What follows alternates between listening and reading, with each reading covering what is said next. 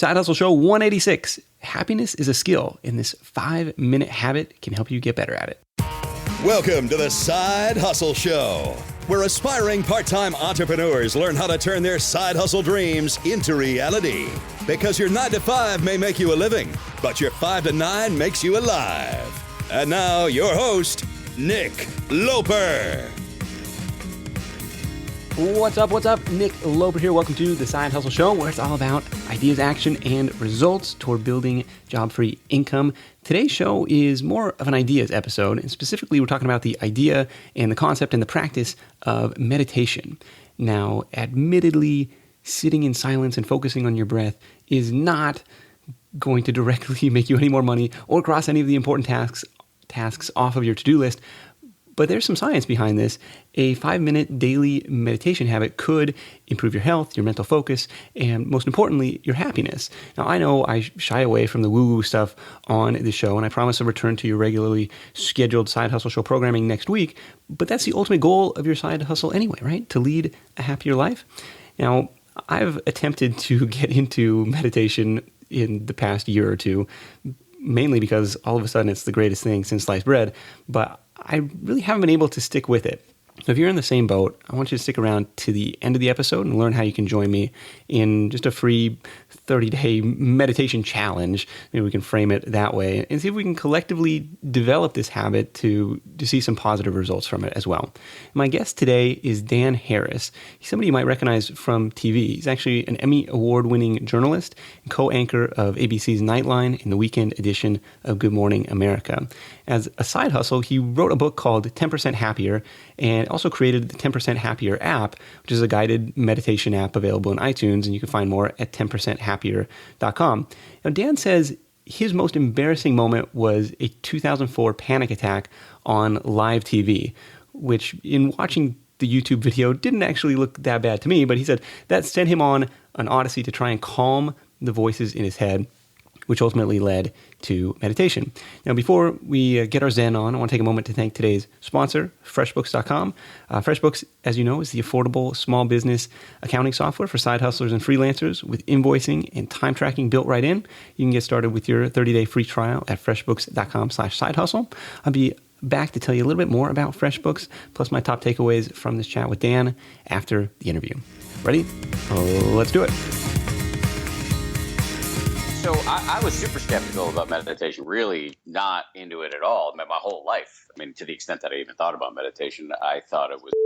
And what changed my mind was hearing about the science. The science is really in its early stages, but I think it's safe to say that it strongly suggests that meditation provides a long list of really interesting health benefits, like lowering your blood pressure and boosting your immune system, and literally rewiring key parts of your brain that have to do with emotional regulation, focus, which is a huge issue in this age of distraction, stress, compassion, self-awareness. So it's really interesting stuff. It made me realize that meditation has been on the wrong end of the worst marketing campaign for anything ever. Even the last 5 years or so, even really like the last 3 years, all of a sudden, every business leader, every coach and mentor you talk to, they're like, well, this is like a critical part of my daily routine. And it's like, why are we just hearing about it now, in the mainstream? And I don't know. It's just I've had a hard time getting into it. I don't blame you. So the problem when I first started looking into it was that the science wasn't super well publicized. And that changed a lot of minds, and that's why I think we're seeing all these folks in the business community and also the military and entertainment and athletic communities as well get into it. So now we have some sort of more mainstream acceptance, but then you get a fresh set of problems. One is I suspect people like you are like, well, this is just a fad and I don't want to hop on board. This is going to be like, the Palm Pilot or whatever. It's just a fad that goes away. And then there's the issue that you expressed to me before we started recording, which is that a lot of people just can't get into it, or they feel, this is the bigger thing, they feel like it's impossible for them specifically because they can't, quote unquote, clear the mind, which I'll say this a million times if you give me the opportunity, is impossible unless you're enlightened or dead. Okay.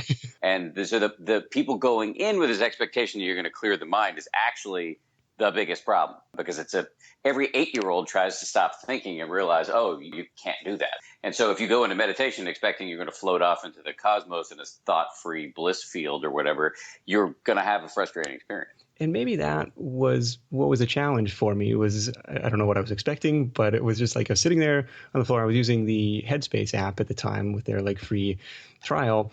And I just kept thinking like I could be doing some way more productive things with these 10 minutes. And I don't know, like how did you overcome that challenge? I imagine the first few sessions were, similarly frustrating for you. Dude, it's frustrating right now. Okay. And I've been doing it for 7 years. The way to think about it is like, and Headspace talks about this, that they call it a gym membership for the mind. The way to think, I think that's a pretty good analogy. I talk about it the same way, that if you go to the gym and you are not sweating and panting, then you're cheating. This isn't meant to be something easy. It is exercise for your mind and your brain, and it's going to take some work. The other thing to know is that you wouldn't come to me and say, oh, Dan, I picked up a violin the other day for the first time in my life and I couldn't play Bach, so I suck at this thing. I'm never going to do it again. But people do use that argument all the time with meditation. And it is, I understand it, but it is a little crazy when you think about it in that light. People have been doing this for millennia, and people dedicate their entire lives to this. It is a skill and an art. And again, like the first time you do any new skill, it's going to take a little while. What would you say is like for starters, what does that first practice look like? Or what does that first week look like? So there are any number of ways you can get started. I mean, I like to recommend that meditation, there are thousands of kinds of meditation. When I talk about meditation, I'm talking about something called mindfulness meditation, which is the kind of meditation that mostly is being done in the business community. And there are a lot of ways to get started. I think it should be either cheap or free. We like those things. Yeah, so most people do. In the free department, you can just get really good meditation instructions, like on the website for UCLA. They have something called the Mindful Awareness Research Center, and they have meditation instructions out there. Sam Harris, who's a very popular podcaster and a friend of mine, has meditation instructions on his website. Sharon Salzberg is also a really good friend of mine, and is a meditation teacher, has them on her website. And then there are apps which all have free trials. So there's Headspace, which you used. I have an app called 10% Happier, specifically geared for people like you. We call it Meditation for Fidgety Skeptics. Yes. We're really aiming at you, and we have a free trial too. And then if you like what we do, it's $10 a month, or if you go for an annual plan, it's even less. And then the other thing you can do is go to a class. Most major cities, even some mid-sized cities, have meditation classes, and I think those are really helpful. And so what's it going to look like? It's going to look a little difficult and awkward, because what you're going to do is you're going to sit and try to focus on one thing, which is your breath.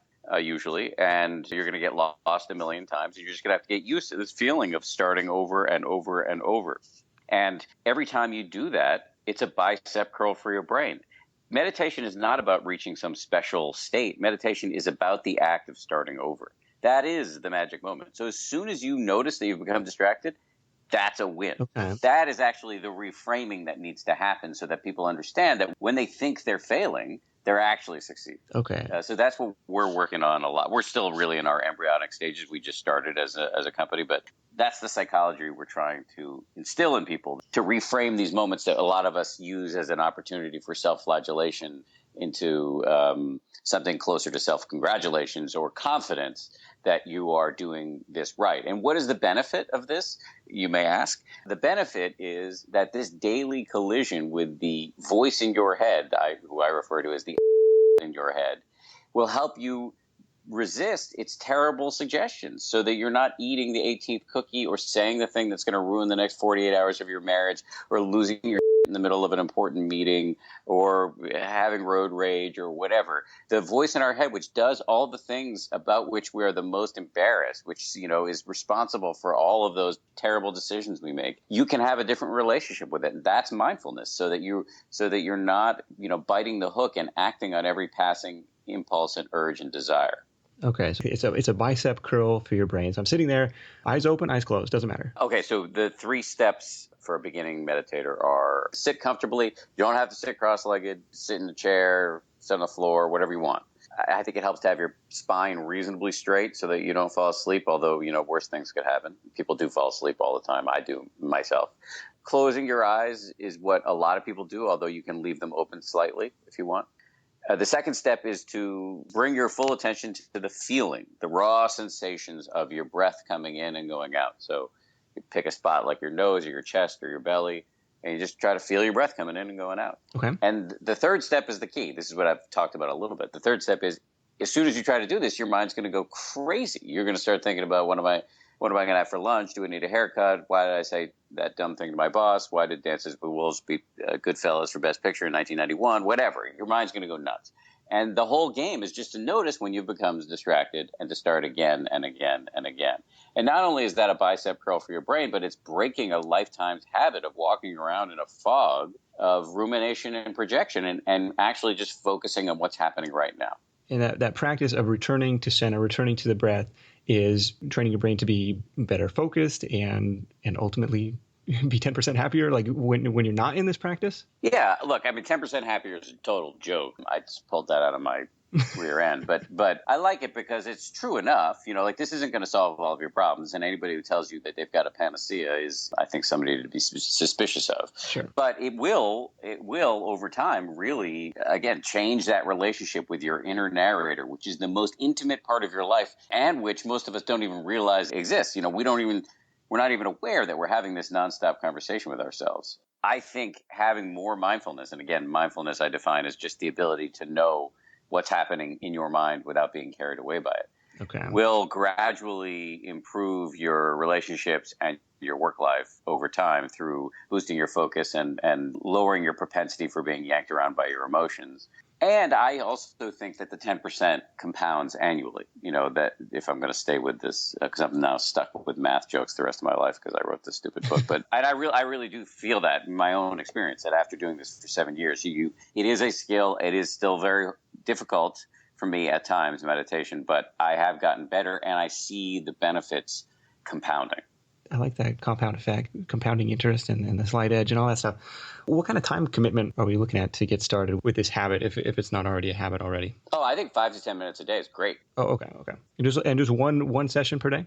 Yeah, I mean, although, I realize now I came out of the box as when 2.5 years ago when the book came out, I was, and up until recently, I've been recommending that the dailiness is really important. But I realize now that actually that is off-putting to some people because, I think you can have a pretty good practice at 4 or 5 days or whatever.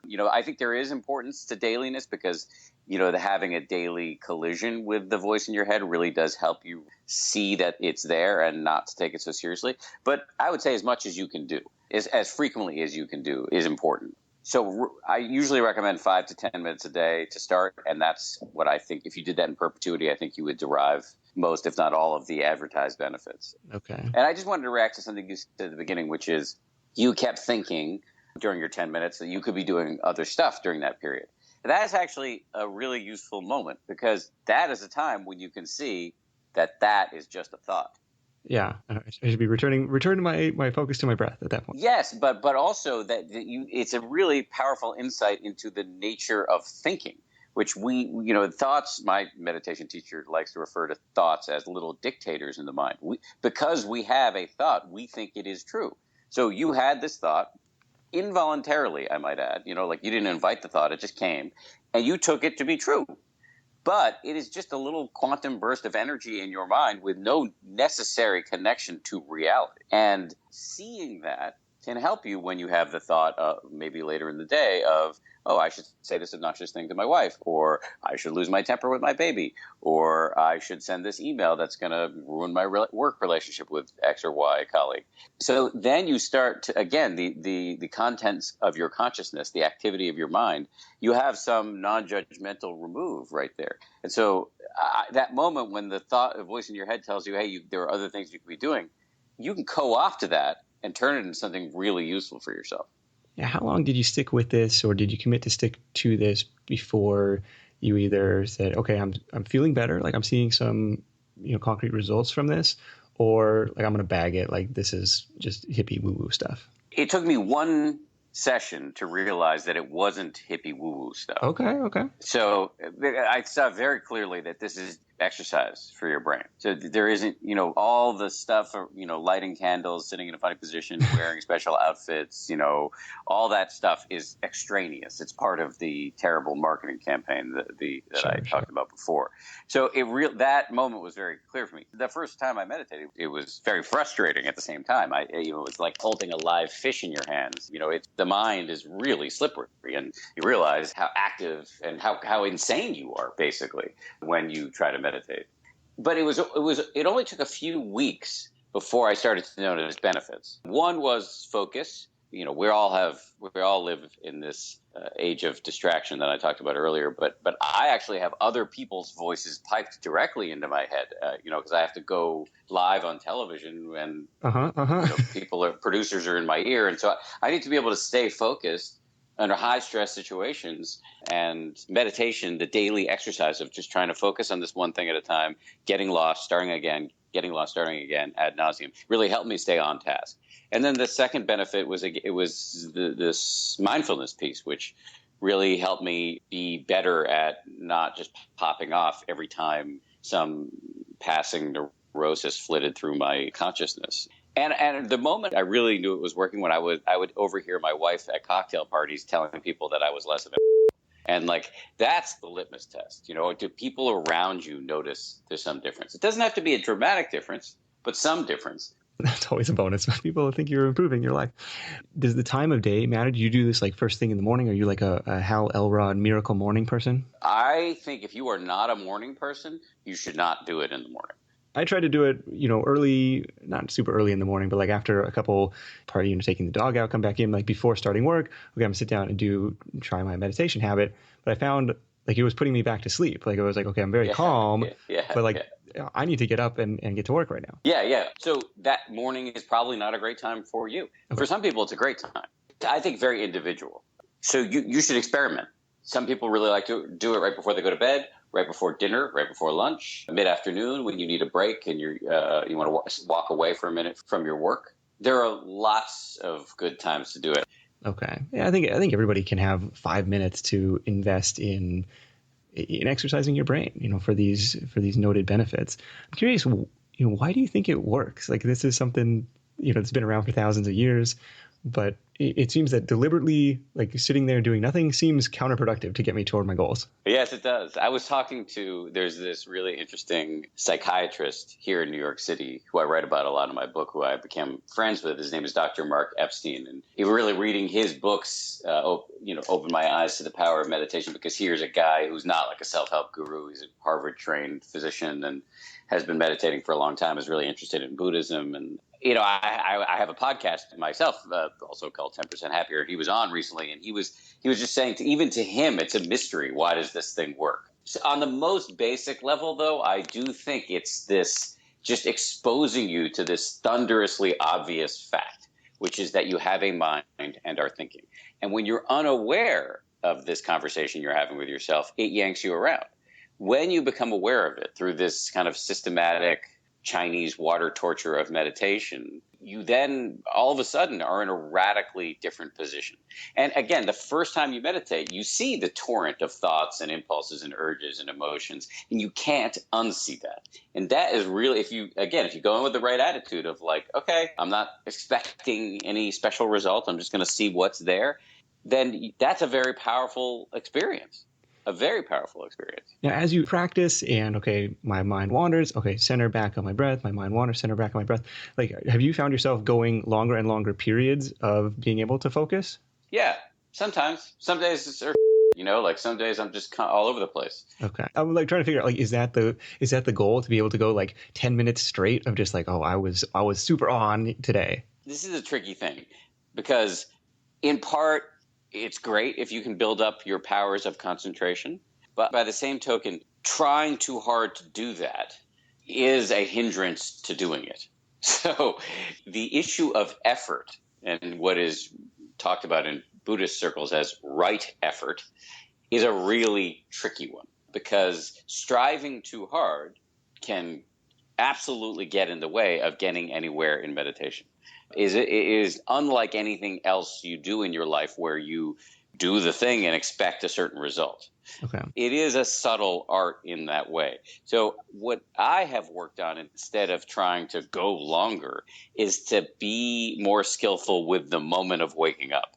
And it's taken me 7 years to figure this out. And even though I've heard it from meditation teachers a million times, I always ignored it. And only now am I really starting to take it more seriously. That the most important thing is actually working with that moment where you realize you've been distracted. And instead of falling back into sort of useless, counterproductive self-laceration, just actually taking interest and some delight in the moment, this mystery of like, how did I come back to my senses here? Okay. How did this even happen? And then having the grit to just begin again and again and again. Over time, that's where I've seen some gradual improvement, although I'm still terrible. Very good. Well, Dan, thanks so much for joining me. It's 10%happier.com. You can find the book on Amazon. You can find the app at that URL. And let's wrap this thing up with your number one tip for Side Hustle Nation. I have to say, this is also going to sound pretty woo-woo, but like I've really learned that if you figure out what you love to do and are good at and just go for that with extreme prejudice, it tends to work out. The happiest people I know are not the people who like aced high school and college and went to Princeton or whatever. Not that there's anything wrong with that, but the happiest people I know are doing things that they absolutely love to do and are really good at. So if you can figure that out, you got it made. I think we are both very blessed to be able to do that work each day. Absolutely. Awesome. Thanks, Dan. Thank you. This edition of The Side Hustle Show is brought to you by freshbooks.com. With all the voices in your head screaming for attention in your business, see what I did just there? There are two ways to calm down. The first, of course, is the mindfulness meditation practice like we talked about with Dan. And the second is freshbooks.com. FreshBooks is the award-winning cloud-based accounting service that's giving thousands of side hustlers, freelancers, and entrepreneurs like you the tools you need to save time billing, get paid faster, and in a more organized and professional way. After all your effort in landing a customer and delivering awesome work, the last thing you need to worry about is how to actually get paid. Now, FreshBooks understands side hustlers because they were side hustlers. I met with their team at Podcast Movement earlier this month, and they explained that the co-founder, Mike, was running a design firm at the time and was just frustrated with the lack of awesome accounting software. So he built FreshBooks from his parents' basement. And since then, the platform has been used by more than 5 million customers to collect billions of dollars in revenue. Like, how awesome is that? So check them out for invoicing, auto billing, time tracking, expense tracking, and a ton more. Hit up freshbooks.com/side hustle or enter the Side Hustle Show in the How Did You Hear About Us section. That's freshbooks.com/side hustle for your free 30-day trial. All right, so my top takeaways from this chat with Dan. Number one, meditation is exercise for your brain. We make an effort, or at least we should, to keep our bodies in good condition, but are we neglecting our minds? So Dan's presented us kind of a quick way to do these brain bicep curls. I really like that analogy. I think framing it as exercise is going to help me better stick with it than framing it as just this, mental practice. Number two is the compound effect. I know he joked about the 10% happier thing, but I think meditation is a great example of a potential slight edge or compound effect habit. Like, it checks all these boxes. It's something you should do, something you think is going to be a positive habit, but doesn't have any immediate impact one way or the other. I could skip it and, I'm no worse off. And the only way to know is to keep at it over time. So the compound effect is takeaway number two. Number three is, look, you're already doing it right. Yes, that's really all there is to it. There's no magical unicorns or visions of enlightenment. And I don't know what I was expecting the first time I sat down to actually meditate, but I, have heard about it, from all these thought leaders and other podcasters to say this is the greatest thing. And whatever I was expecting definitely didn't happen. So it was really helpful for me to hear Dan say, no, that's okay. Like, you're doing it right. That's the experience that you're experiencing is pretty standard. Time of day doesn't matter. The length of time doesn't matter. According to Dan, it's the practice is what matters. So what I'm going to do is I'm going to commit to doing this commit to a meditating practice for the month of August at least. And I'm going to share my results if there are any. And I know apparently I shouldn't be so expectant on what the results are going to be, but I want to invite you to do the same. I want you, if you're interested in that, you can join my meditation challenge, totally free, very informal. Just leave a comment on this episode at sidehustlenation.com/meditate and say, hey, I'm in. So what I'm going to do is I'm just going to set a daily alarm on my phone. It's going to ping me, and I'm going to know that signal means it's meditation time. Now, if you already have an established meditation habit, I'd really like to hear from you as well. Like, what has worked for you to get into the practice, what benefits you're seeing from it, and whether or not it's part of a larger daily ritual or daily routine for you. So a couple of people have asked about my morning ritual, and I usually answer, and maybe this will sound familiar, well, I get up and then I try and get as much stuff done until it's not morning anymore. And in any case, I hope you enjoyed this chat with Dan, and hope it set the wheels in motion, really for both you and I, that we can work on getting 10% happier this year. I want to thank you so much for tuning in. Until next time, let's go out there, make something happen, and I'll catch you in the next edition of The Side Hustle Show. We've got Neil Patel on the program next week. We're talking traffic hacks for both new and established websites. You're going to love it. Stay tuned for that, and hustle on. Thanks for listening to The Side Hustle Show at www.sidehustlenation.com.